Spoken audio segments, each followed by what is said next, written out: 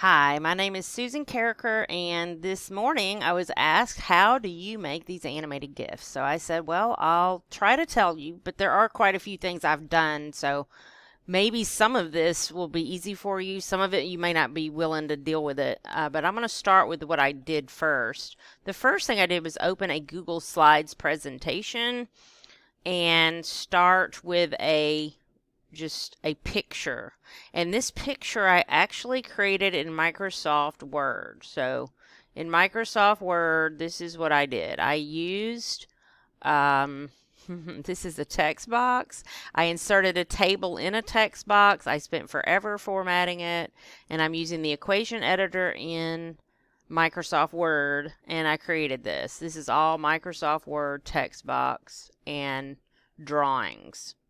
So, yes, this is what I did. It took forever. I did put a border around it, and then I went into Google Slides and put a border, put a rectangle for my background image, and then I tried to line these up as best I could. You can see I didn't do so great. They're not perfectly aligned, but as I went through my slides, and so I did that pretty much almost all day yesterday. I was doing these. And then I thought this morning, you know what? I really don't want to use Word. Let's see if I can just do slides only. And so I went back to the same presentation, and this is the one I added this morning.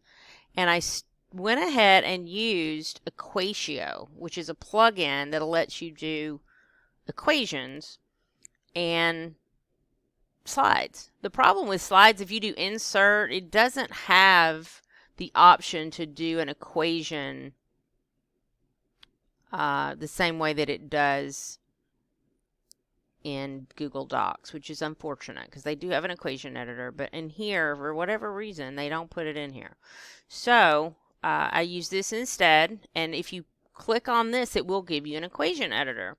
The problem with this equation editor, and I'll show you what I mean, if I were to type this equation and I would insert this math into this presentation, which it does work, you'll see it's very tiny.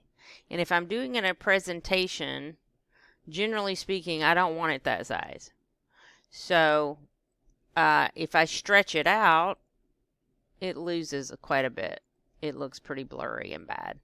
So instead of using this button, I use the other one, which says Insert Math Space.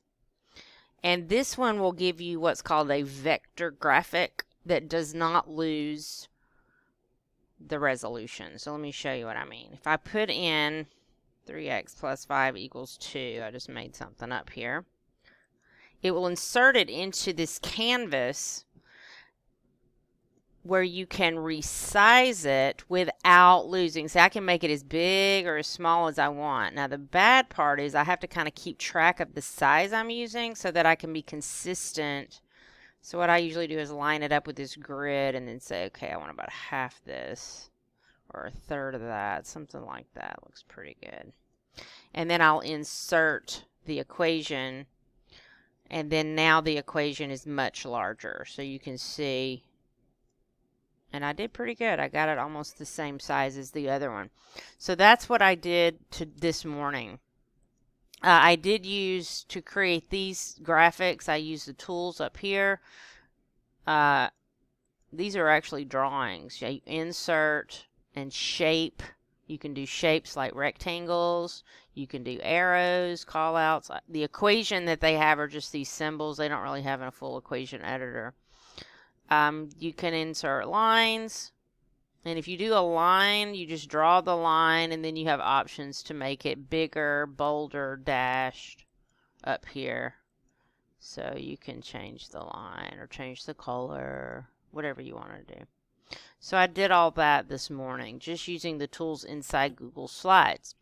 All right, what I do is each slide is the transition, and then you can use your transitions on your slides to make it fade from one to the next. So the transitions are here.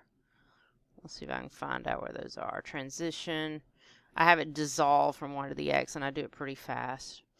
When I'm ready to show, I just put my cursor on the first slide. Let me get rid of that. And then I click the view present. Now the problem with presenting is it fills up your whole screen and you can't see your recorder anymore. So what I do is I press down, well, you can't even see it, but down at the bottom there's this toolbar, and this makes it full screen, and it toggles back and forth between full screen, and then I can show it inside my browser, and that way I have control over uh, I have control over the show without it filling up my screen. Otherwise, I don't have any way to control my recorder. I am using Screencast-O-Matic, but Screencastify, most of all of them will let you do this. You just turn off your microphone, you make a video, and you keep it really short because you're not going to be able to make an animated GIF if it's long. Also, if you're doing a webcam type thing with your GIF, just know it has to be really small for that to work. This morning, I got a crazy idea that I wanted to do. Let me show you this one. I wanted to do completing the square where you divide one of the tiles in half because you have an odd number of x terms. And so that I actually used Paint.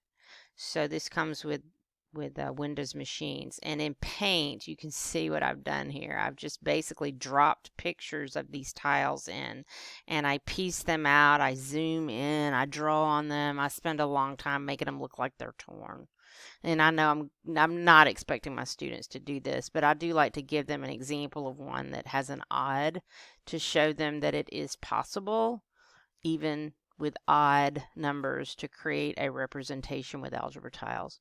And so I went through here. Again, all of this is done with Equatio. All of this is either done by drawing it in Google Slides or by using Paint to modify a tile to make it look the way I wanted.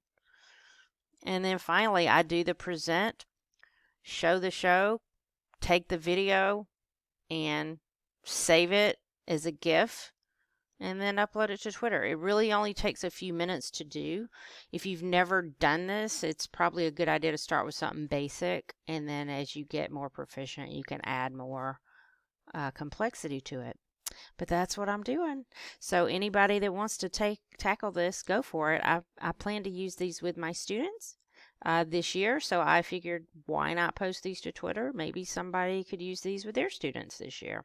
Y'all have a great day.